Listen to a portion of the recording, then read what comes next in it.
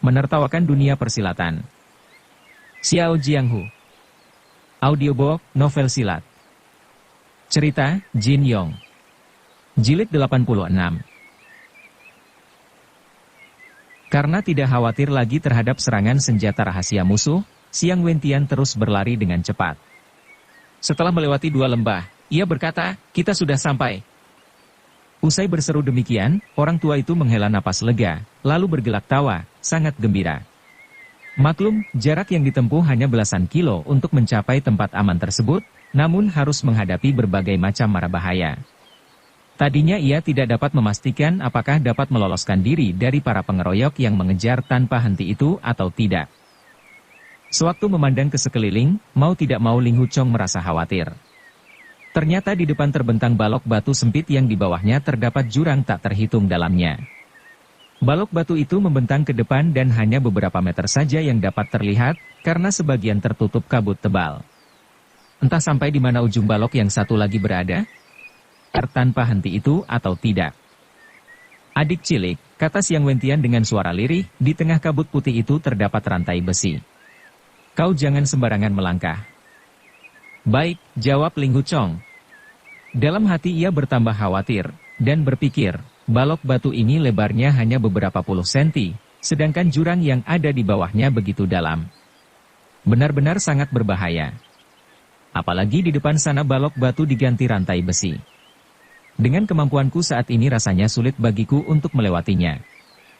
Xiang Wentian kemudian membuka ikatan rantai pada tangan mayat yang disebutnya, si Tameng Mati, tadi. Dari pinggang mayat itu dilolosnya sebilah pedang dan diberikannya kepada Ling Huchong. Lalu, si Tameng Mati, itu ditegakkan di depan sebagai penghalang. Hanya sebentar saja menunggu, rombongan pengejar pertama sudah tiba. Dalam rombongan ini terdapat tokoh-tokoh aliran lurus maupun sesat. Melihat tempat tersebut sangat berbahaya, serta Xiang Wentian juga dalam posisi siap mengadu nyawa, membuat mereka tidak ada yang berani maju. Tidak lama kemudian, musuh yang datang semakin banyak.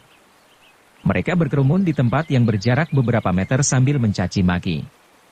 Menyusul kemudian segala macam senjata rahasia pun dihamburkan ke udara. Xiang Wentian dan Ling Huchong segera bersembunyi di balik mayat, si Tameng Mati, dengan aman. Tiada satupun senjata rahasia yang mengenai mereka. Tiba-tiba terdengar suara teriakan seseorang dengan suara menggelegar menggetarkan lembah. Rupanya seorang biksu berambut memutar sebatang tongkat besar kemudian menerjang ke arah balok batu.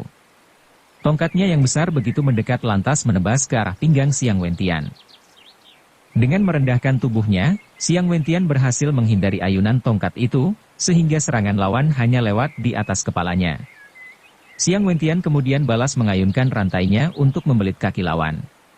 Si biksu berambut yang terlanjur mengerahkan tenaga untuk mengayunkan tongkatnya terpaksa meloncat ke atas untuk menghindar, karena tidak mampu menarik kembali tongkatnya untuk menangkis lecutan rantai. Tak disangka rantai Xiang Wentian berputar dengan cepat bagaikan ular yang kemudian membelit pergelangan kaki kanan lawan, lalu mengayunkannya ke atas dengan memanfaatkan tenaga si biksu berambut itu sendiri. Si biksu berambut kehilangan keseimbangan dan tubuhnya pun jatuh ke arah jurang. Tanpa ampun, Xiang Wentian menarik rantainya sehingga terlepas dari kaki lawan. Tubuh biksu berambut itu pun jatuh meluncur ke dalam jurang dengan disertai suara raungannya yang mengerikan. Peristiwa itu membuat merinding bulu kuduk para pengejar. Tanpa sadar mereka pun mundur beberapa langkah karena takut menjadi sasaran rantai Xiang Wentian. Untuk beberapa lama, kedua pihak sama-sama menahan diri. Kemudian 2 orang pengejar keluar dari kerumunan. Yang satu bersenjata sepasang gada, sedangkan yang satu lagi seorang biksu bersenjata tongkat sekop bulan sabit. Kedua orang itu menerjang maju bersama-sama. Sepasang gada masing-masing menghantam ke arah muka dan perut Xiang Wentian, sementara tongkat sekop bulan sabit menusuk ke arah iga kirinya. Ketiga senjata yang menyerang Xiang Wentian semuanya berat dan disertai tenaga dalam tingkat tinggi. Rupanya kedua penyerang itu sudah memperhitungkan segala kemungkinan. Xiang Wentian sendiri merasa terkepung dan tidak dapat menghindar, sehingga mau tidak mau ia pun menggunakan rantai borgol untuk menangkis serangan. Sebanyak 3 kali terjadi benturan senjata hingga memercikkan kembang api. Pertarungan kali ini benar-benar keras lawan keras, hanya mengandalkan adu tenaga, dan sama sekali tanpa tipuan. Terdengar sorak-sorai orang-orang menyaksikan pertarungan itu. Setelah senjata mereka terbentur ke samping, kedua penyerang itu kembali menerjang maju. Lagi-lagi 4 buah senjata saling beradu dengan sangat keras. Kedua orang itu tampak menggeliat dan bergoyang-goyang, sementara Xiang Wentian masih tegak berdiri dengan kokoh. Tanpa memberi kesempatan musuh untuk bernapas, Xiang Wentian membentak sambil menyabetkan rantai pula. Ketika kedua lawan menangkis dengan senjata masing-masing, terdengar suara mendering nyaring sebanyak 3 kali. Si biksu berambut tidak tahan lagi dan melepaskan tongkatnya dari pegangan. Darah segar pun menyembur keluar dari mulutnya. Laki-laki yang satu lagi masih mampu menguasai diri. Ia mengangkat sepasang dada dan memukulkannya ke arah dada Xiang Wentian. Kali ini Xiang Wentian tidak berkelit juga tidak menghindar. Ia hanya berdiri tegak menyambut pukulan itu dengan tertawa terbahak-bahak. Senjata musuh tiba-tiba jatuh ke tanah ketika hanya berjarak beberapa senti saja di depan dadanya. Menyusul kemudian laki-laki itu roboh dan terkapar untuk selamanya. Ternyata ia mati tergetar akibat tenaga Xiang Wentian yang luar biasa tadi. Melihat itu, para pengejar yang berkerumun hanya bisa saling pandang dengan wajah pucat pasi. Tiada seorang pun yang berani maju. Xiang Wentian pun berkata kepada Ling Huchong, "Adik cilik, aku hendak main tarik ulur dengan mereka. Kau duduk saja dengan tenang dan beristirahatlah." Usai berkata demikian, ia lantas duduk bersila di tanah dengan wajah acuh tak acuh. Sejenak kemudian tiba-tiba seseorang berseru lantang, "Iblis takabur, kau berani memandang enteng para kesatria di muka bumi, hah?" Menyusul 4 orang pendeta tahu melangkah maju sambil menghunus pedang. Serentak mereka mengacungkan pedang ke arah Xiang Wentian kemudian membentak, "Berdirilah untuk bertempur dengan kami." "Hehe, memangnya si Margas yang ada salah apa terhadap perguruan Emei kalian?" ejek Xiang Wentian. Rupanya pendeta-pendeta itu berasal dari Gunung Emei. Seorang di antara mereka menjawab, "Iblis jahat agama sesat membahayakan dunia. Kami yang berada di jalan benar berkewajiban untuk menumpas."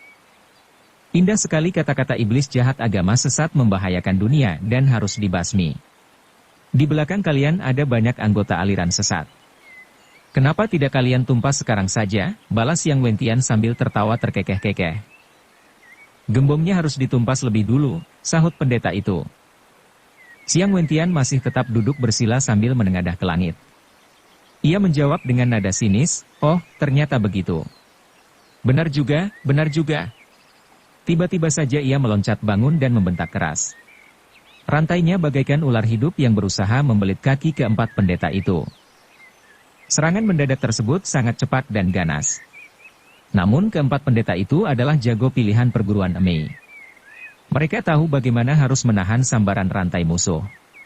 Ketiga pendeta menempatkan pedang tegak lurus di depan pinggang untuk menangkis rantai tersebut, sedangkan pendeta yang berdiri paling kanan segera balas menusuk ke arah leher Xiang Wentian. Xiang Wentian segera memalingkan kepala untuk menghindari tusukan itu. Permainan pedang pendeta itu gencar bagaikan angin. Secara berturut-turut ia menikam sebanyak 3 kali yang membuat Xiang Wentian agak kerepotan. Ketiga pendeta yang lain melangkah mundur karena pedang mereka melengkung akibat menangkis sambaran rantai tadi. Setelah menukar dengan pedang yang baru, mereka pun maju serentak untuk terjun kembali ke dalam pertempuran. Gerakan pedang keempat pendeta itu sungguh serasi dalam perpaduan. Kerja sama mereka seperti suatu formasi kecil yang rapat. Keempat pedang itu terlihat menari-nari di udara, kadang berpisah, kadang bersatu. Ling Huchong yang mengamati pertempuran itu dapat melihat Xiang Wentian bergerak kurang leluasa karena harus menggerakkan kedua tangannya setiap kali mengayunkan rantai borgol. Apabila keadaan terus seperti ini, maka kekalahan akan sulit untuk dihindarkan. Maka, pemuda itu lantas maju ke arah sisi kanan Xiang Wentian, kemudian menusukkan pedangnya ke salah satu pendeta yang menyerang. Serangan tersebut dilakukan dengan gerakan yang aneh sehingga si pendeta tidak mampu untuk menghindar. Namun pada saat pedangnya mengenai iga si pendeta, segera terlintas suatu pikiran di benak Ling Huchong. Perguruan Emei memiliki nama baik yang banyak dihormati, dan tidak suka ikut campur urusan dunia persilatan. Aku harus membantu Tuan Xiang keluar dari kepungan, tapi aku juga tidak boleh mencelakai jiwa pendeta ini. Maka ketika ujung pedangnya baru saja masuk ke dalam kulit lawan, dengan cepat ia berusaha menarik pedang itu kembali. Akan tetapi, si pendeta lebih dulu menghimpit pedang itu menggunakan lengannya meskipun harus menahan rasa sakit. Maka sewaktu Ling Huchong menarik kembali pedangnya, iga dan lengan pendeta itu pun tergores cukup panjang. Pada saat itulah pedang pendeta lainnya yang lebih tua segera menyambar dan tepat membentur pedang Ling Huchong. Tangan Ling Huchong terasa kesemutan. Ia bermaksud melepaskan pedangnya, namun segera teringat jika dirinya kehilangan senjata tentu keadaan lebih tidak menguntungkan. Maka sekuat tenaga ia pun menggenggam pedang itu. Terasa beberapa kali arus tenaga mengalir melalui pedang dan menyerang jantungnya dengan keras. Pendeta pertama yang iganya tertusuk tadi mengalami luka gores yang cukup dalam sampai ke tulang. Darah segar pun mengucur deras, membuatnya terpaksa mundur karena tidak mampu bertarung lagi. Sementara itu, dua pendeta lainnya berada di balik punggung Ling Huchong, sedang mengeroyok Xiang Wentian dengan sengit. Ilmu pedang kedua pendeta itu sangat bagus dan mereka bekerja sama dengan baik. Setiap beberapa gebrakan selalu saja Xiang Wentian terdesak mundur selangkah. Sampai akhirnya tanpa terasa ia terus melangkah mundur ke belakang dan menghilang di tengah kabut tebal. Kedua pendeta penyerangnya terus saja memburu maju, hingga ujung pedang mereka tidak terlihat lagi.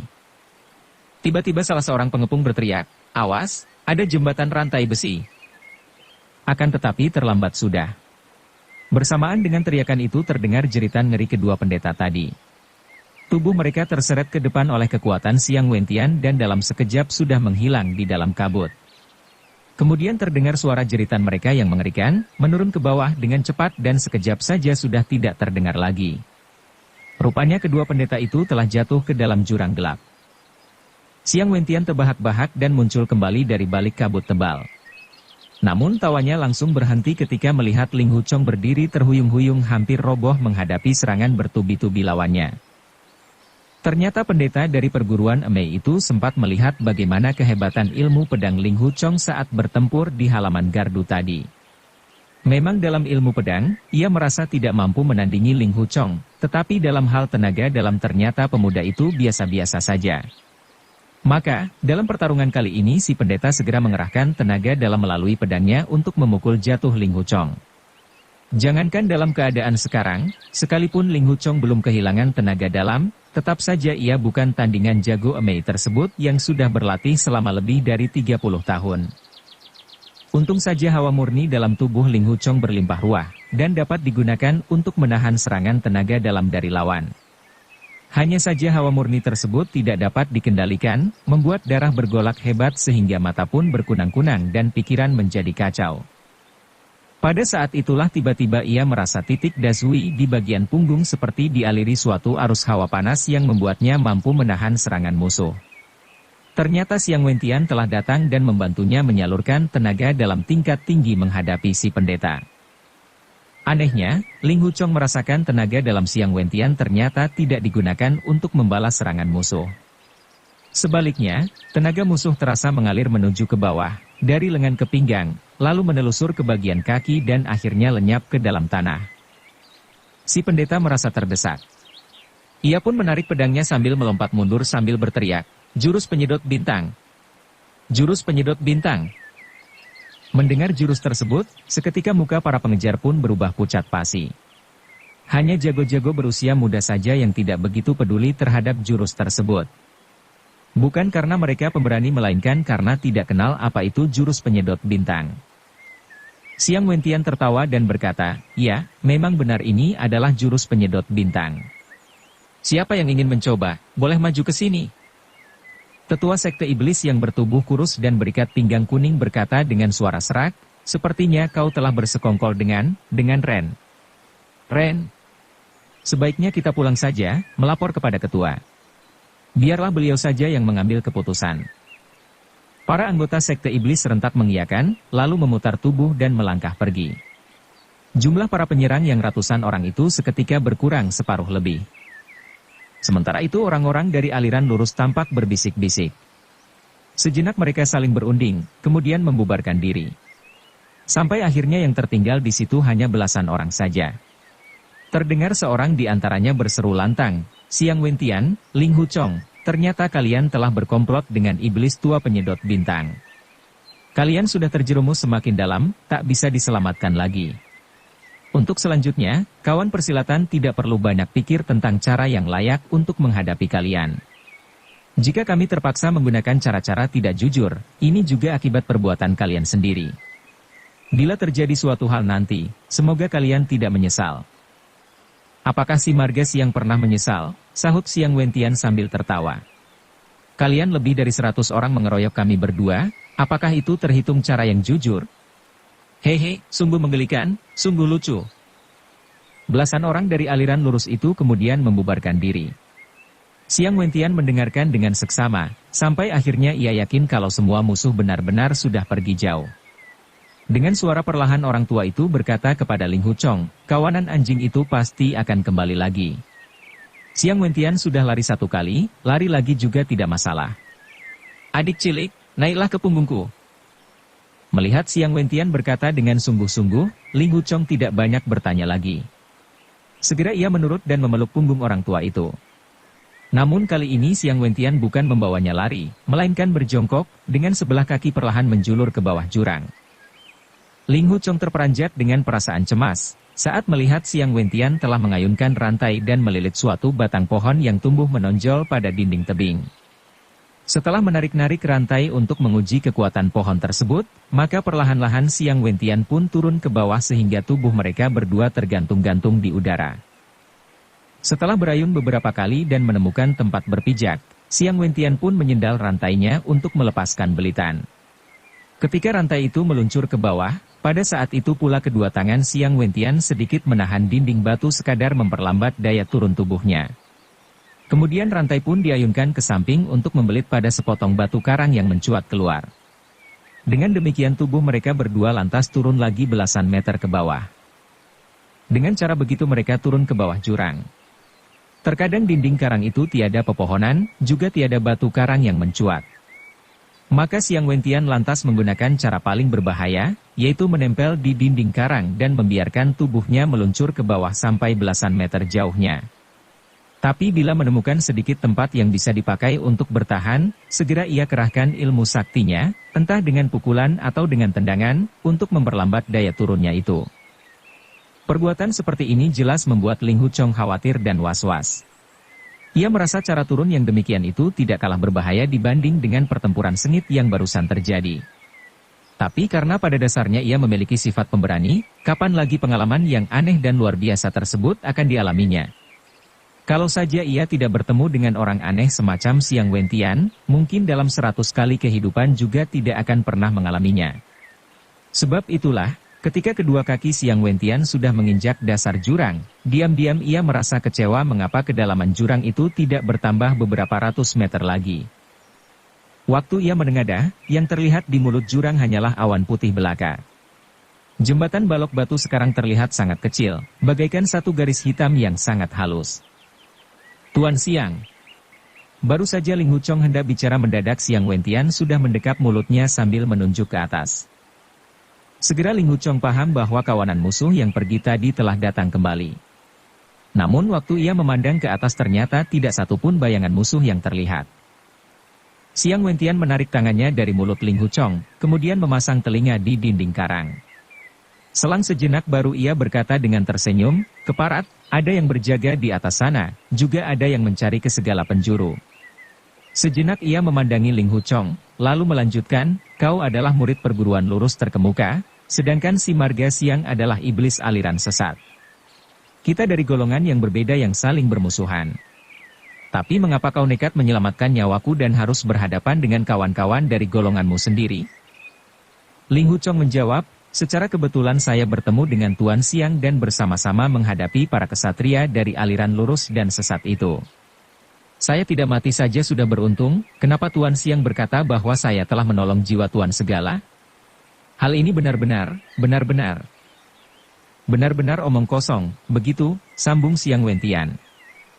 "Saya tidak berani mengatakan omong kosong. Tetapi dengan mengatakan kalau saya telah menolong jiwa Tuan, itu sama sekali tidak benar," jawab Ling Huchong. "Apa yang pernah dikatakan si Marga Siang tidak pernah dijilat kembali. Sekali aku mengatakan kau telah menolong jiwaku maka selamanya aku merasa berhutang budi padamu," kata Siang Wentian tegas. Ling Huchong mulai hafal sifat Siang Wentian yang keras kepala itu. Maka ia hanya tersenyum tanpa membantah lagi. Tadi kawanan anjing itu berteriak-teriak tentang jurus penyedot bintang yang membuat mereka ketakutan dan bubar begitu saja. Apa kau tahu ilmu macam apa jurus penyedot bintang itu? Tanya Siang Wentian. Saya justru ingin meminta keterangan pada Tuan Siang, sahut Ling Huchong.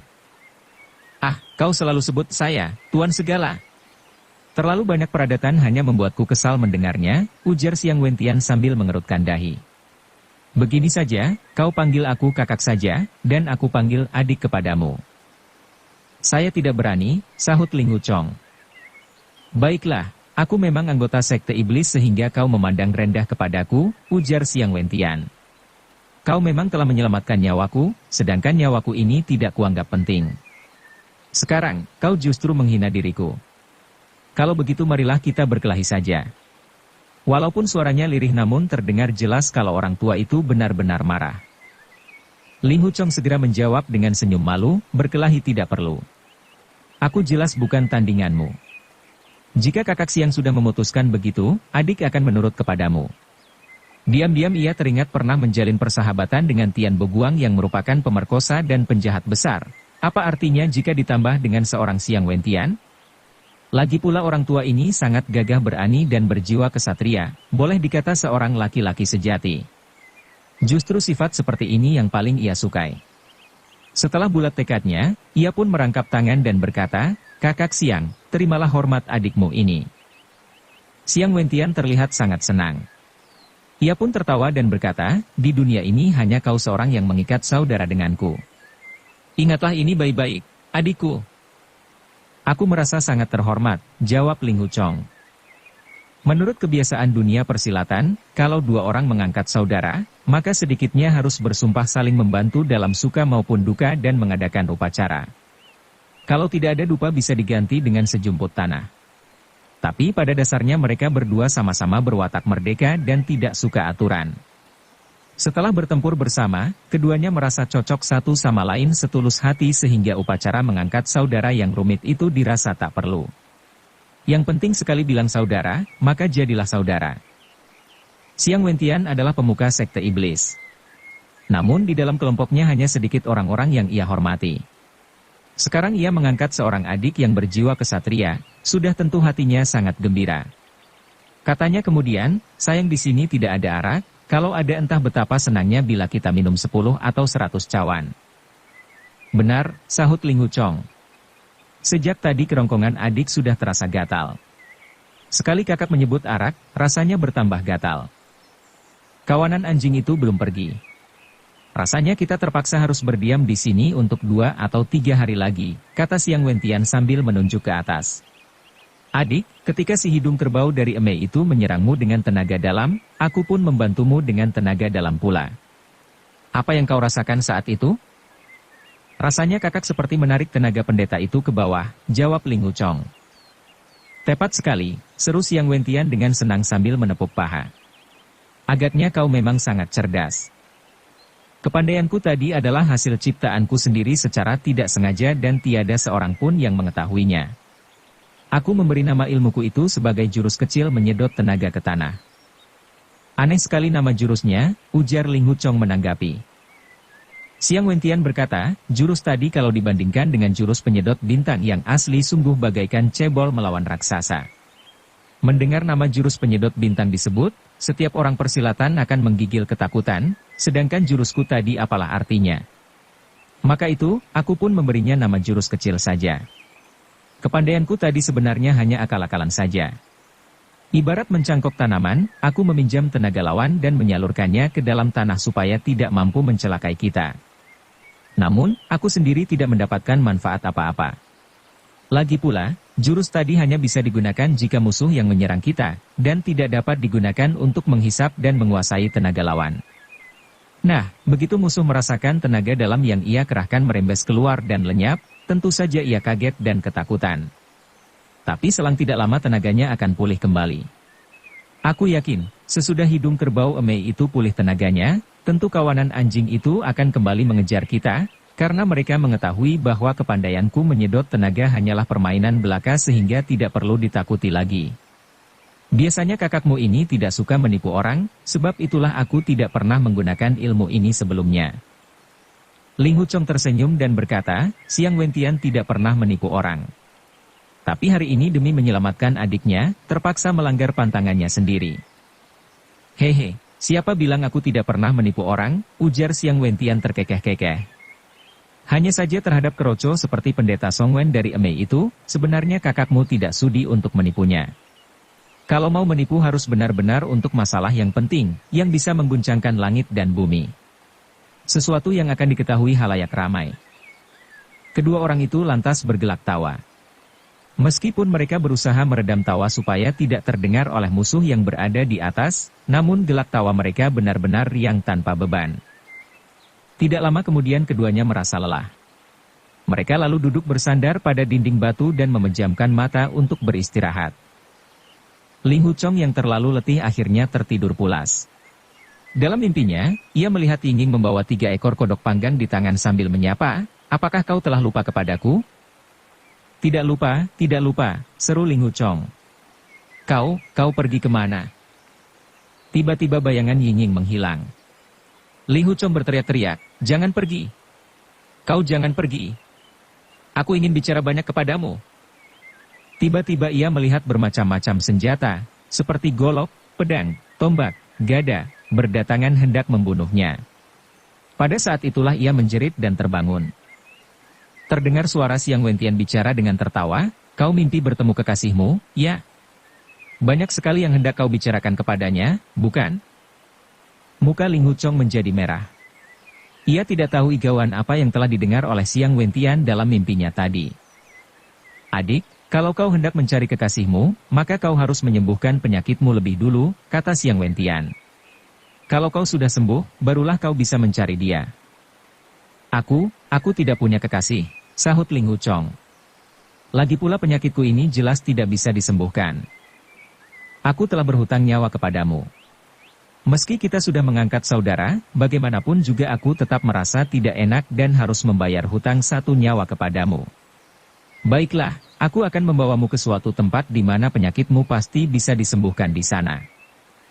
Sebenarnya Ling Huchong sudah tidak memikirkan lagi soal hidup dan mati, sehingga akhir-akhir ini ia terpaksa tidak peduli dengan penyakitnya. Namun begitu mendengar ucapan Xiang Wentian itu membuat semangatnya bangkit.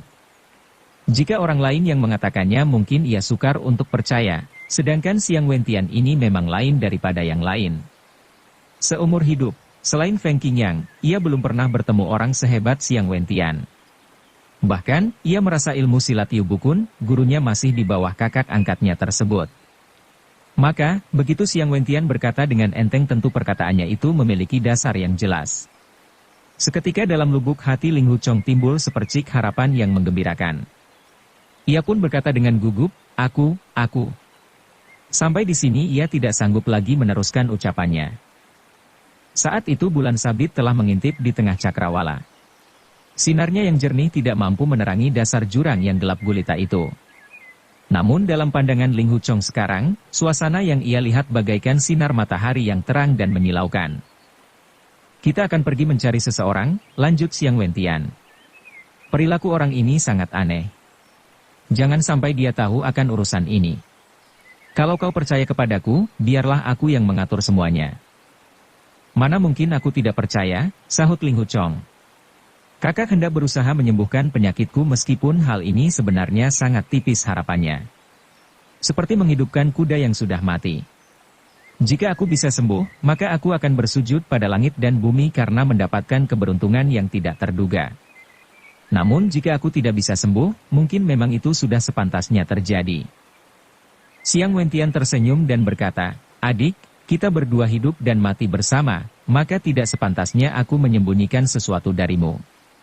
Namun siasat yang akan kujalankan ini sangat rahasia dan tidak boleh sampai bocor sedikit pun. Nanti setelah semuanya berakhir, aku pasti akan menjelaskan semuanya kepadamu. Ling Huchong menjawab, kakak tidak perlu khawatir.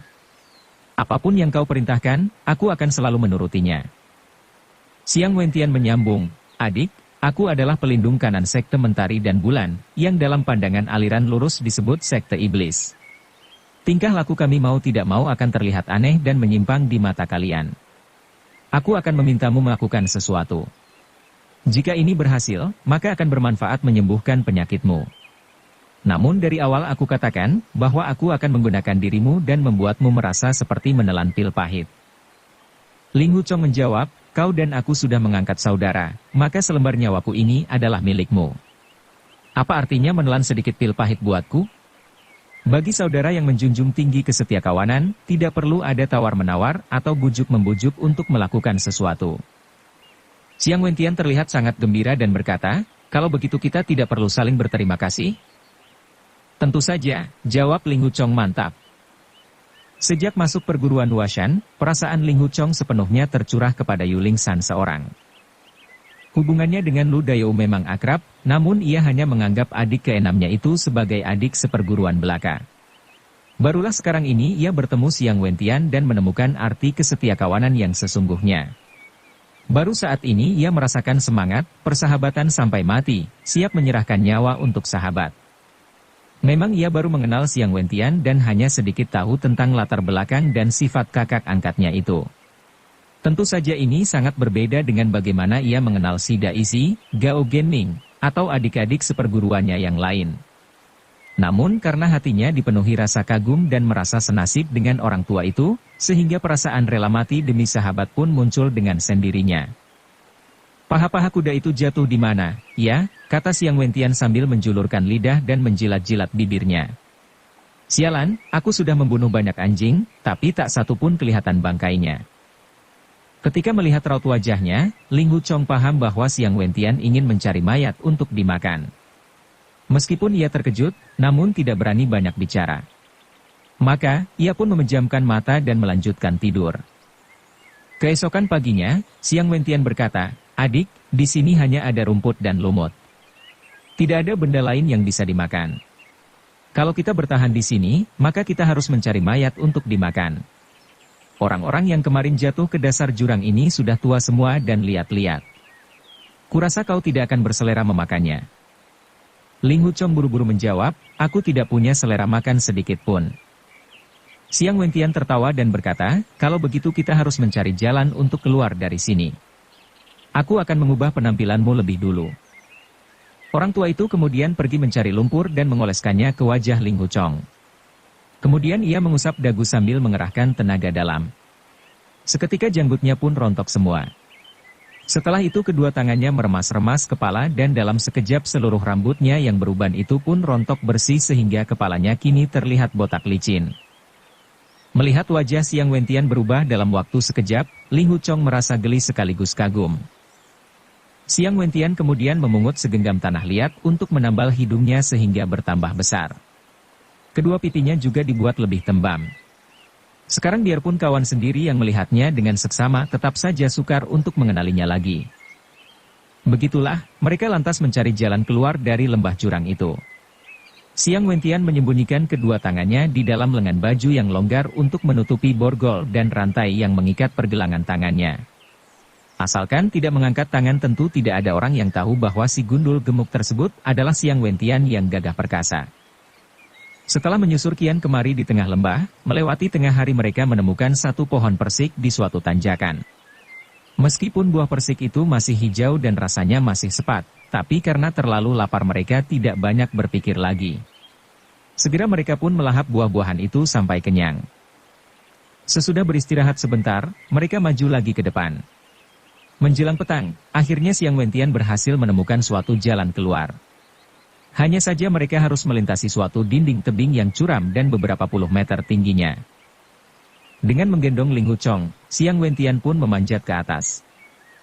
Di atas tebing curam itu terdapat sebuah jalan kecil berliku-liku menembus padang rumput alang-alang lebar di kanan kiri.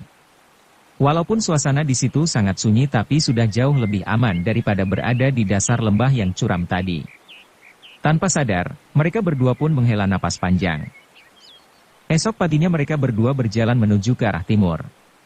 Sampai di suatu kota kecil, Xiang Wentian mengeluarkan selembar emas dari saku dadanya, dan meminta Ling Huchong pergi menukarkannya dengan uang perak beberapa tahil di sebuah toko perak. Setelah itu mereka mencari penginapan untuk bermalam. Di penginapan itu, Xiang Wentian memesan beberapa macam makanan dan satu guci arak. Kedua orang itu lantas minum sepuasnya, sampai akhirnya sama-sama mabuk. Tanpa sempat memakan nasi, mereka sama-sama terkapar. Yang satu tertidur di meja, yang satu lagi tertidur di ranjang. Sampai esok paginya ketika sang surya sudah meninggi barulah mereka terjaga. Kedua orang itu saling pandang dan tertawa lepas. Mereka merasa seperti mendapat hidup baru bila teringat pertempuran sengit di sekitar gardu dan balok batu beberapa hari yang lalu. Semua peristiwa menegangkan itu terasa bagaikan terjadi di dunia lain.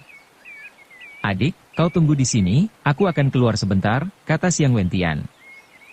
Ia berkata sebentar tapi sampai 2 jam lebih tidak juga kembali. Ling Huchong merasa cemas namun akhirnya lega melihat Siang Wentian datang dengan membawa beberapa bungkusan. Rantai borgol di tangannya sudah lenyap pula. Mungkin ia telah membayar pandai besi untuk menanggalkannya.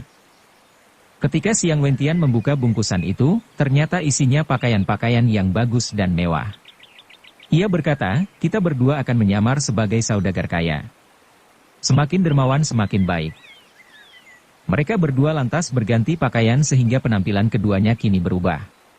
Waktu keluar dari penginapan, pelayan sudah menyiapkan 2 ekor kuda pilihan bertubuh tinggi, lengkap dengan pelana indah yang mengkilap, jelas itu pun Siang Wentian yang membelinya. Mereka melanjutkan perjalanan dengan menunggang kuda perlahan-lahan ke arah timur. Setelah 2 hari berjalan, Ling Huchong terlihat sangat lelah.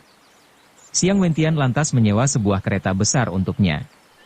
Sampai di tepi kanal besar yang menghubungkan Sungai Yangtze, Sungai Kuning, dan Sungai Huai, mereka lantas meninggalkan kereta dan berganti menumpang kapal menuju ke selatan. Di sepanjang jalan, Siang Wentian berlaku royal, menghambur-hamburkan uang seperti air. Lembaran emas yang ia bawa seakan-akan tiada pernah ada habis-habisnya. Setelah melintasi Sungai Yangtze, di kiri kanan kanal tampak toko dan pasar berderet-deret. Siang Wentian lagi-lagi membeli baju-baju yang makin mewah. Di atas kapal itu, Siang Wentian banyak bercerita tentang kisah-kisah menarik di dunia persilatan. Sebagian di antaranya belum diketahui oleh Ling Huchong, sehingga pemuda itu mendengarkan dengan penuh semangat. Namun, Siang Wentian tidak pernah membicarakan hal-hal yang berkaitan dengan sekte iblis yang bermarkas di tebing kayu hitam. Ling Huchong sendiri juga tidak berani untuk menanyakannya.